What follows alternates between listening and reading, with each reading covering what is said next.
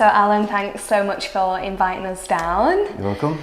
So do you want to tell us a little bit about your journey into accessible housing development?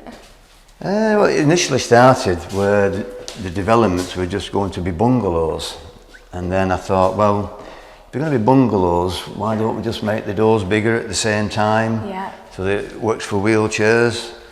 And then I researched more into wheelchairs, and then it got into, well, not just doors, then access through certain doors, how you need certain width of the nibs coming up to doors to approach, width of rooms, position of doors. And then it just got further and further into thinking about, well, actually, I purchased a couple of books, the Wheelchair Design Guide. Okay, yeah. Editions 1 and 2, and then most recently the Inclusive Housing Design Guide, which actually lays out specifications and recommendations for just certain things like this, where you approach a door, where you leave minimum an external door 300 millimeters, so the wheelchair user can do that, and then it's easier to open the door. And just things like that. Things that you wouldn't think about. That's right, and it's sort of small details, but they kind of make a big difference to somebody in a wheelchair or disabled or immobile. So should we have a little tour of the property and you can guide us through the things that you've designed? Okay, well, we're going to start in this room. So just bear in mind this property was initially designed as 2 properties. Yeah. So a pair of semi-detached, identical. Yeah. So this is the main room where it's an open plan kitchen. We have the Symphony Freedom kitchen, which has got a rise and fall worktop. It also has an emergency stop there, so if it goes down too low, it stops, so it doesn't actually trap the knees. You've got a tap here for easy turning on of the water rather than having to reach over. Pop up and flip down sockets. And what is this part as well? I can see it's like a ridge. This is what they call a waterfall edge. So if there's any spills, if they're cooking or they spill a pan, particularly with hot water, this will help retain. Really clever. Stop it falling on the knees, or on their arms or whatever. You've got the tilt and slide oven, so there's no obstruction there. And then if there's any hot pans, they can position themselves from any angle, pull out the pan onto there, and then lower that down, and it's just a slide across. Yeah. And are these voice activated appliances as well, Alexa? They can be. Alexa, turn on my oven. I haven't been into that yet, so. Brilliant. Yeah, it's so helpful, isn't it? And then in the cupboards you have shelving that can be pulled down, and then so that obviously you can reach that and then reach the top, so there's less wasted space. You have another cupboard here that has the turn facility, so again you can get to all the items from the front or from the side. Pushes back in. And again, in the wall cupboards, you've got the pull down shelving. We've got a bin storage there at the side. And then again, if you're washing here, you've got something that you don't have to move. You can pick up detergents, anything there. Dishwasher, which is next to the sink. This is another thing that what Adam Thomas said, you need to get the dishwasher, you need to put this, you need to put that next to the sink. So then you're not having to wheel anywhere, you can sit here, rinse out, put it in there, etc. So a lot of these features are what's been incorporated from Symphony with the Freedom range, but the positioning has been, how can I put it, initiated by Adam Thomas and then followed through, because I think he's done the training for various kitchen companies that, that supply the freedom range, and to the staff to make sure that they understand how they work, how to operate them. Great stuff. Yeah, it looks fab. Okay, so this being the lounge, so it's all quite open. You can put whatever they need in. I asked the client what size TV they want, how high they want it, so we position. Must be a big one. Yeah, we position the supply there so they can have it on the wall, so we can sit here. I think he has a special chair which vibrates, operates, etc. Or you can put a sofa here, and then you lead through, and then whilst he's there, he can still look in the garden, and then access out into the garden.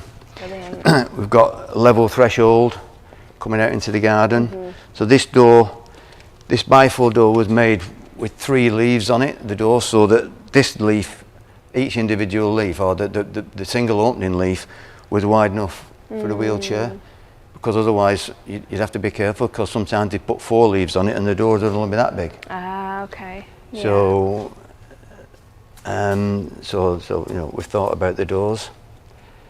And I also felt that the external space is becoming more important, and I think for a lot of people, for the well-being, and I mean, you read about all these things about sensory gardens and you know, well-being, but there is a lot of truth in it. Yeah, it's all backed, isn't it? I mean, even myself, you know, you feel better when you're out in nature, don't you? Or even just out in the fresh air. So here, well, by the way, we've got a self-binding gravel, which is suitable for wheelchairs. Okay. So it's quite solid. So the gravel doesn't separate and the wheels can get bogged down at a small wheel at the front. So along here, we've got a planted rosemary. Nice. For this the smells. rosemary Yeah. is like a Thank you. a rosemary that will climb, will grow along the floor, so it will overhang in another year or so. Gorgeous. Our little hut there for the client. He likes to sit outside, so he can sit here, even if it's raining, look out through the garden. Beautiful. We've got Daphne Princess flowers, so when the flowers come out next year, they're supposed to be the most fragrant flowers going. So you've got another flower there. Wow, there's been so much thought and care that's gone into this design, Alan. It's really impressive. And then we've got lavender all along there. We've got 2 crabapple trees. Yeah.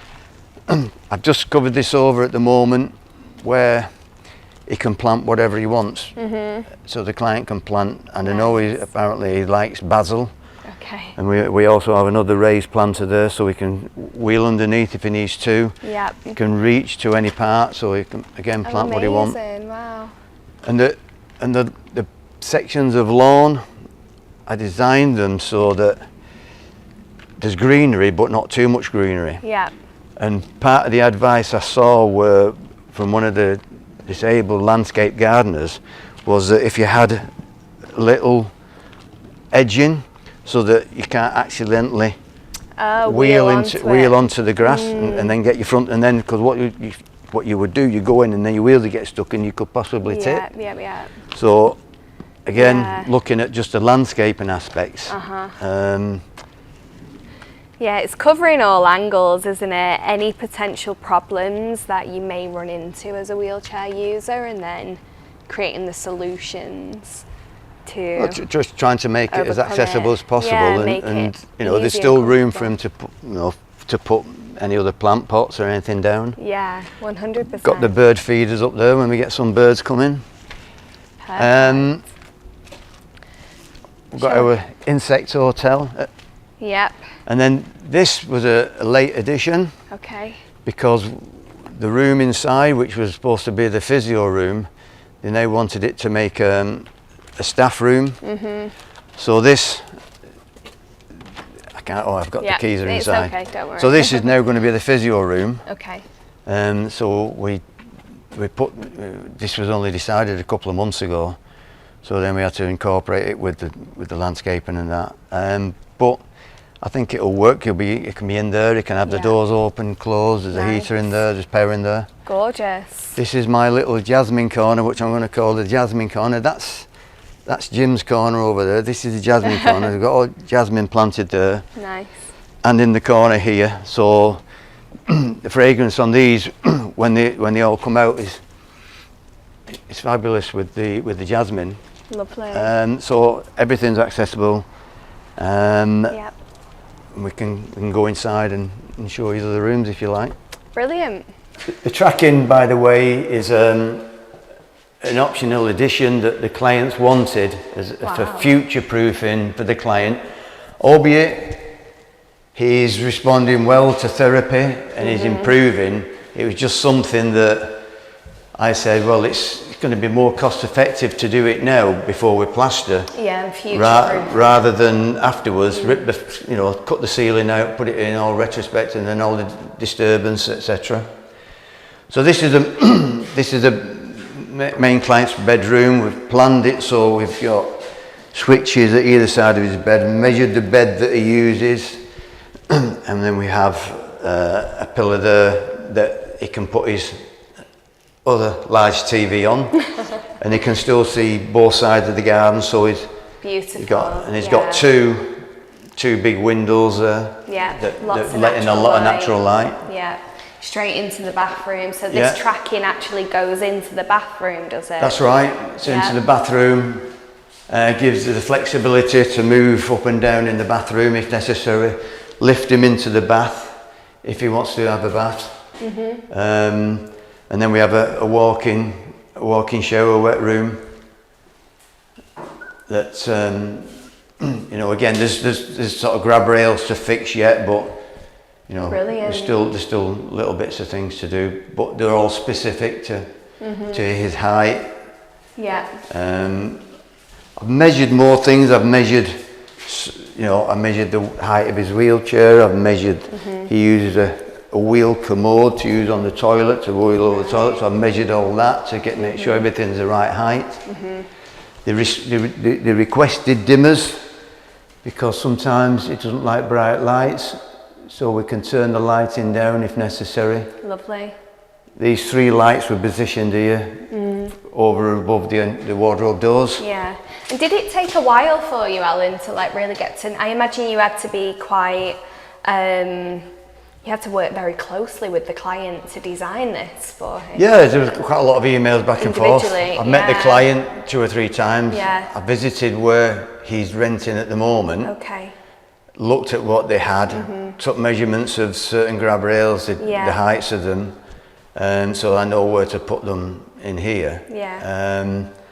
So I think because this was purchased and then it's been reconfigured and just to suit him as much as possible, within reason.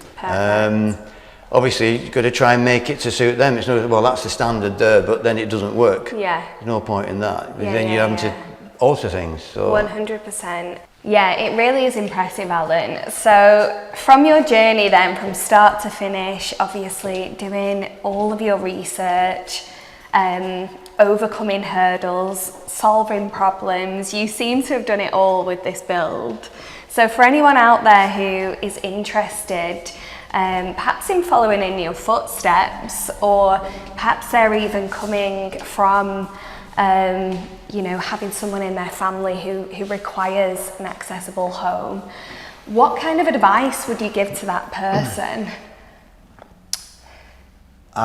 Initially, I would say you need to seek out an architect that has experience in accessible homes, almost definitely. Yeah. I would also then seek out a company or companies that specialise in accessible bathrooms and kitchens. Yeah. Because although certain architects could be good at designing an accessible home, depending how much experience they have at designing accessible homes, whether they have that experience at designing an accessible kitchen and bathroom layouts. I think with this, I've kind of overspec'd it. Yeah. But I kind of had a vision, and I thought, well, if I'm going to go and do an accessible home, I'm going to go and do an accessible, and everything else. You're going to do it well. And same with energy efficiency. I read so many blogs and comments on LinkedIn and that about builders, and you know, they're still putting gas boilers in, and they don't understand this, and it's a cheap job, and they don't do that.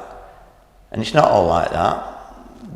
You know, there's good and bad and average with every industry and every trade. But I think, you know, with this, I've tried to tick as many boxes as possible and take advice. And I think you need to take, you know, people need to take, if they don't know what they're doing, or they need to take advice from the people that know about accessibility. Yeah, 100%. Well, everybody has different opinions on how things should be. And then you have your opinion, and then you have your budget. Yeah. You know, so say, oh yeah, you need to do this, you need to do that, and put this and put that in. Then you think, it's going to cost me a fortune, never make any money. So then you have to and then you've got to get on board with a good builder. Yeah. And that is another challenge, because certain builders, good builders, and I have a good builder, I project managed projects before, and I didn't want the hassle. Yeah. I retired, I went to semi-retirement. I didn't want the hassle of being on the job all the time. Cost a little bit more money, you save a bit more money if you manage it yourself, but I don't want the hassle. And again, it depends on what people want to do. Yeah. I think most developers don't want the hassle, you'll just get a company to do it and a builder. But then getting the right builders to actually have the right trades, make sure the job's done right, make sure everything's fitted and built as it should be on the plans. Correctly. That's another challenge. Yeah. But if you get on board with a good builder and you're open, I think open dialogue's good, and discussions have been transparent about costs. You know, if they, you know, ultimately there will be some extra costs, unforeseen costs. Ultimately, there might be some savings, and if you can work it both ways, then that's fine. You don't mind, right? It's not all one way. Yeah. Brilliant. Well, Allan, it looks absolutely stunning. I think you've done a fantastic job, and I can really see, you know, your efforts will no doubt pay off, and whoever gets to live here, they've got a beautiful home that is thank you. Very functional too. Thanks for having us. You're welcome. Lovely. Thank you. Yeah.